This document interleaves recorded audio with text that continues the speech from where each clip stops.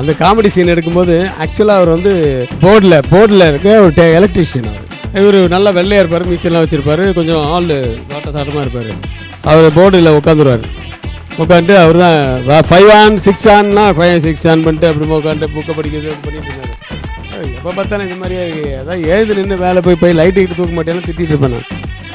Sir நமக்கு வேலை electrician வேலை சார், எலக்ட்ரிக்கல் ப்ராப்ளம் தான் கூப்பிட்டுருக்கேன் வரேன் சொல்லி வச்சுக்கிறேன் ஒன்று. அந்த காமெடி சீன் பண்ணும்போது இது ஒரு அப்பா கேரக்டர் கொடுத்தா இனிஷியல் மேட்டர்லாம் வச்சு பண்ணலாமேன்னு சொல்லி அந்த எலக்ட்ரிஷியன் போர்டில் உட்காந்துருக்கோம் கூப்பிடுவேன். சார் எந்த வேலையும் செய்ய மாட்டேன்னால அங்கே உட்கார், நீ ஒரு சார் என்ன நடிக்கலாம் வராது சார், நீ என்ன வேலை செய்வேன்னு எனக்கு தெரியும். அங்கே உட்காந்து நீ பொரி சாப்பிடுவேன், வேர்க்கடலை சாப்பிடுவேல்ல, இங்கே உட்காந்து நீ மிக்சர் தரேன் சாப்பிட்டே இருக்கு, வேறு ஒன்றும் பண்ண வேணாம், மிக்சர் மட்டும் சாப்பிட்னாரு. அதனால விபூதி பட்டாச்சு உட்காரு.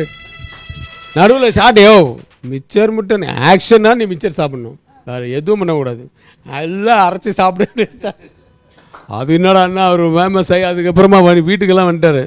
வீட்டுக்கு தாம்பால தட்டில் பழம்லாம் எடுத்து சார் என்ன நடிகை ஆகிக்கிட்டீங்க சார். நீங்கள் 6 o'clock ஈவினிங் வர வேண்டியவர் எத்தனை மணிக்கு வந்தால் உங்களுக்கு கோபம் வரும்?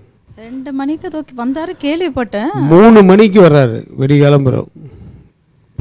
கால் ஷீட்டே முடிஞ்சிச்சு. எனக்கு அங்கே மீட்ரு வேறு ஏறுது, அது வரைக்கும் வேறு ஏதோ எடுத்துகிட்டு இருக்காங்க. அப்புறம் 3 மணிக்கு மேலே எனக்கு இருக்கிறத மிச்சத்தையும் டூப்பை வச்சு எடுறாரு, வேணாம் எனக்கு அப்படின்னு சொல்லிட்டு இது வரும். அப்போ வர்றாரு அவர், போக சொல்கிறா அவர் அப்படின்னு. அவரை வேணா போக சொல்ல, நான் இங்கே தான் இருப்பேன். அவர் ஒரே தகராறு. இன்னும் இத்தனை மணிக்கு வந்தால் என்ன, இவ்வளோ நாள் நாங்கள் வெயிட் பண்ணோம், இப்போ எங்களை வந்து ஹாண்டடாக வெயிட் பண்ண சொல்கிறாரு. வேற ஒரு ஷூட்டிங் இப்படி போட்டு வரல, இவ்வளோ கஷ்டப்பட்டு கழுத்தில் வந்து இந்த பேண்டு, நான் அந்த பேண்டோடே நடிக்க வச்சுருக்கேன் அவரை. அதெல்லாம் எடுக்க வேண்டாம் அப்படின்ட்டு, ஏன்னா எனக்கு தெரியும் கழுத்தில் என்ன ஆச்சுன்னு தெரியும்.